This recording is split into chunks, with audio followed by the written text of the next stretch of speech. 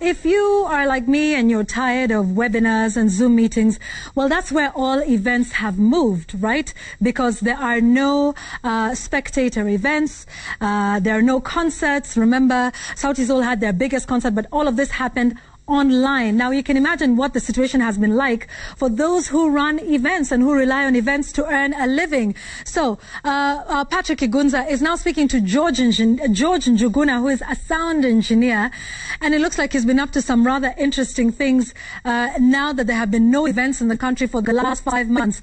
Patrick, it doesn't look like there's crowds and spectators where you are. Like, this would have been a totally different conversation pre-COVID, right? Yes, that's true indeed. This is George Njuguna, who has decided to isolate himself, not because he's hurting, like health-wise from COVID-19, but it's because actually the pandemic took away what was, until March this year, his livelihood. Professionally, he is a sound engineer and has for the longest time been working with one of the renowned entertainment companies in the country. But then again, when the pandemic struck, his position was rendered redundant and he had to come and secure this particular corner here in Joseph Kang'ethe Estate to try and see how best he can put food on the table. And I will be engaging him right now to help us understand how the situation has been for him. Niaje Bazenga? Niko fiti kabisa. Mambo vipi? Mimi niko poa Bazenga, kupambana tu kama kawa. Inabidi. Saizi ni mapambano. Isiyo design. Kwa kifupi tunajua ulikuwa sound engineer. COVID ikakumes. Saizi unafanya nini? Saizi natengeneza radio za nduthi. As you can see from my workshop. Saizi natengeneza radio za nduthi. Alafu hii kazi nilianza from March. Venye tu pandemic iligonga, then there was no events, hakuna shows, no wedding, no anything. So I needed to think of a way to put food on the table.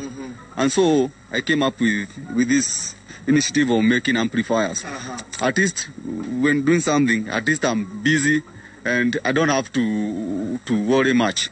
So this is what I've been doing for the last, I think, probably maybe like 6 months or 7 months since the pandemic started. And how has the business been like for you? Are people actually buying your products?